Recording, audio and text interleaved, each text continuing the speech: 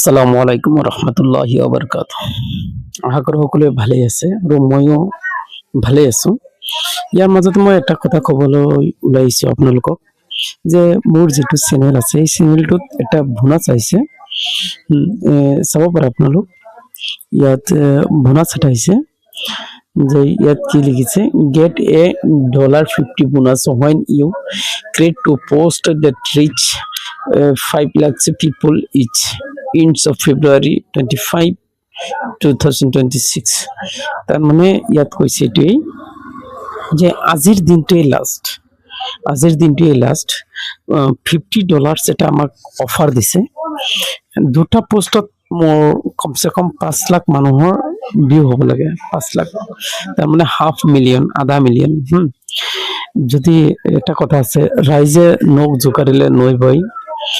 মই ৰোজা মাহত এটা আবদাৰ জনাইছো আপোনালোকক যে আপোনালোকে এই ভিডিঅ'টো বেছিকৈ শ্বেয়াৰ কৰি দিয়ক, কাৰণ $50 যিটো বহুত মূল্যৱান।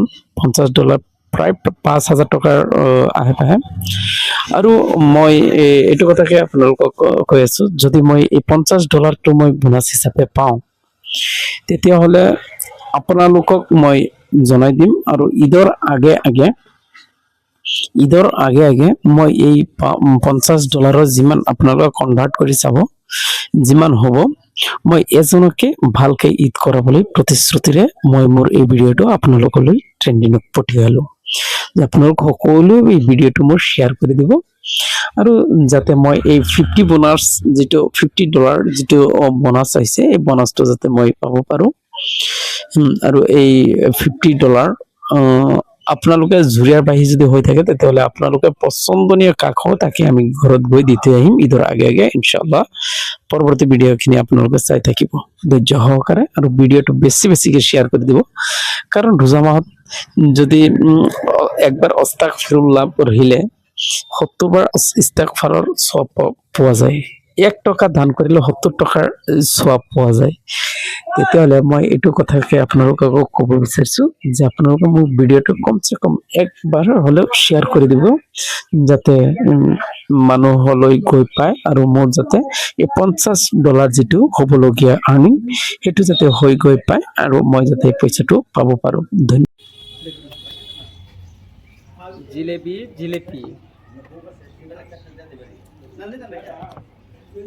জিলেপি খাবলৈ হলে আহি যাব আমাৰ হ্যাঁ, অৰিজিনেল জিলেপি চাইছে আপোনালোকে ইমান ধুনীয়াকৈ মাউথটো হৈছে। আৰু ইয়াত লোগো আছে আপোনাৰ। এইটো কি দিছে, কালিজিৰা নে তিল? জিৰা দিছে, কোলা জিৰাটো দিছে। কোলা জিৰাটো তাৰমানে মৌতৰ বাহিৰে, তাৰমানে মৰাৰ বাহিৰে যিমানখিনি তাৰমানে ৰোগ থাকে গোটেইখিনি ৰোগৰ ঔষধ বুলি কোৱা হয় কালিজিৰা। আপোনালোকে আহিব, আহি ইয়াৰ পৰা জিলেপিটো খাই যাব।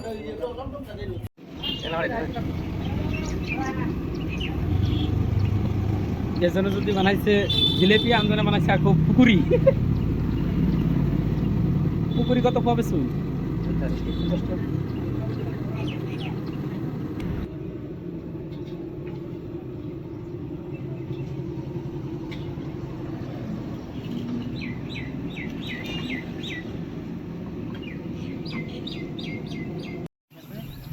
সুতির ভাড়ার রেট না অন্যের রেট কোন? আমি সুতির ভাড়ার রেট যেতেছি, অন্যের রেটটা কোন?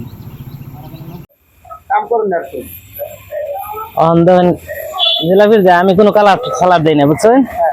একদম কালার ছাড়া জিলাপি বানাই। এই যে দেখুন, এই যে বাস্তব যেমন দেখতেছেন এই সিস্টেম বানাবো, কোনো কালারের নাই, কালার দেওয়া নাই।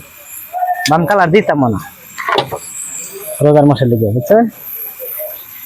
আর যদি এই জিলাপি খাবারও আইসবেন সুতির ভাড়া একদম থানার সামনে, মন্দিরের লাগে, মন্দিরের সামনে, মন্দিরের সামনে যে চাইরালি স্টেশন, চাইরালির মধ্যে মেন চাইরালি তো তুমি আর এখানে বহুত আরো ইফতারের দোকান আছে।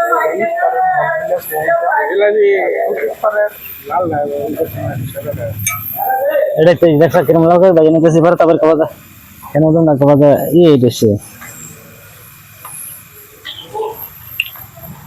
ধন্যবাদ।